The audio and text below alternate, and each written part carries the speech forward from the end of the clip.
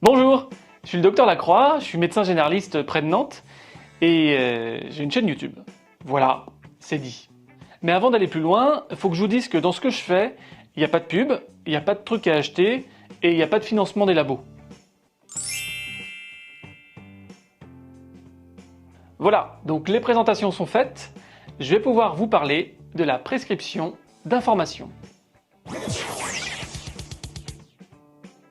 En France, il y a 90% des consultations qui se terminent avec une ordonnance. C'est 2 fois plus qu'aux Pays-Bas. Et pourtant, on n'est pas 2 fois plus malade que les Pays-Banais. Néerlandais? Ah d'accord, autant pour moi, néerlandais. On a souvent cette image qu'une consultation doit se terminer par la prescription de médicaments. Parce que si le médecin ne fait pas d'ordonnance, ça voudrait dire qu'on est venu pour rien. Bah non. Il y a pas mal de maladies qui se soignent avec peu, voire aucun médicament. Si on a un rhume, une gastro ou une déchirure musculaire, il n'y a pas besoin de repartir avec une ordonnance de 15 médicaments. C'est pas la taille de l'ordonnance qui compte. Par contre, le rôle du médecin, c'est de donner de l'information sur le diagnostic et puis sur ce qu'on peut faire, mais sans se perdre dans les détails techniques.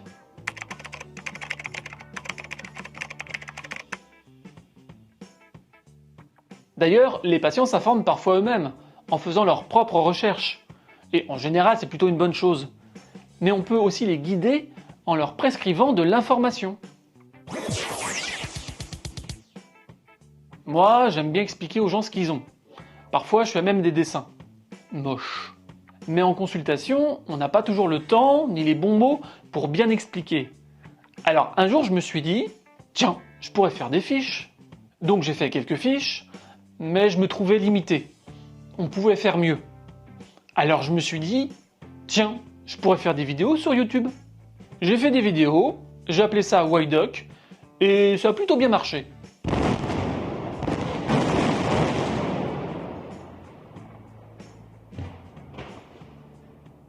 Le but des vidéos Whydoc, c'est de bien expliquer des sujets complexes, comme l'asthme, la grossesse, les vaccins ou la dépression. Et puis parfois c'est des trucs un peu plus légers, mais qui peuvent intéresser quand même. Les hémorroïdes, la goutte, le prépuce, on balaye large. Bon, et forcément, il y a eu quelques vidéos spéciales Covid et gestes barrières, sur un ton un peu décalé. Et tu laves, c'est ta façon d'aider. On va se masquer, masque en tissu ou bien masque en papier, masque cousu ou marque déposé. Chaque vidéo est faite sur une base scientifique sérieuse, et c'est vraiment important. Les grands mandarins en blouse blanche qui racontent n'importe quoi sans jamais se remettre en question, non merci. Donc ça parle de trucs sérieux, mais avec des mots simples, c'est de la vulgarisation, c'est expliqué, c'est illustré, c'est tout public, donc on peut regarder ça tranquillement chez soi.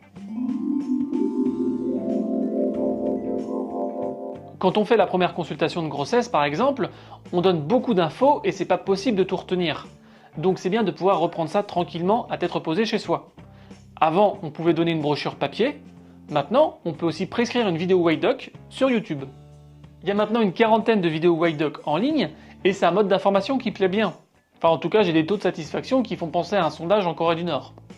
C'est même des vidéos relayées par des associations de patients. Si vous êtes curieux, vous pouvez aller sur whydoc.fr et vous pourrez apprendre plein de trucs. Bon, Whydoc c'est hyper intéressant, mais il n'y a pas que ça pour faire de la prescription d'informations. Alors là, je vais vous parler d'un site qui n'existe pas encore, mais qui devrait voir le jour cet été. Été 2021. Je précise, si jamais vous regardez ça dans un futur où on n'a plus besoin de porter de masque. Où on peut aller boire un verre en terrasse avant d'aller au ciné ou au restaurant. Le site s'appellera Kit Patient et ça devrait recenser tout ce qui est intéressant pour le grand public en santé sur Internet. Et gna gna gna, sur Internet on trouve de tout. Oui, sur Internet il y a le meilleur comme le pire, comme dans la vraie vie.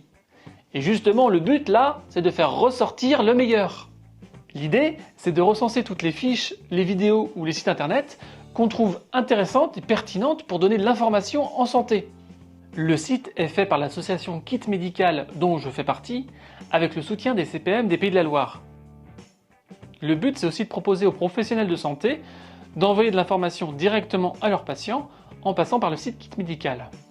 Oui, j'aimerais bien vous montrer un peu plus le site, mais notre développeur web il est en train de travailler dessus.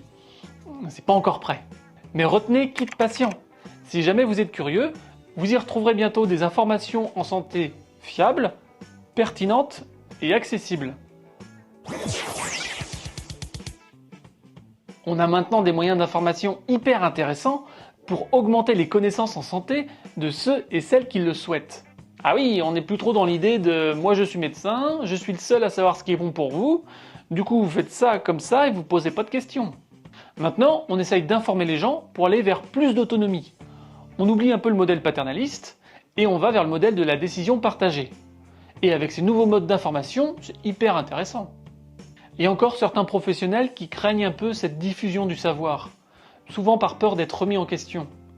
Mais finalement, il y a quand même beaucoup plus d'avantages à aider les gens à s'informer.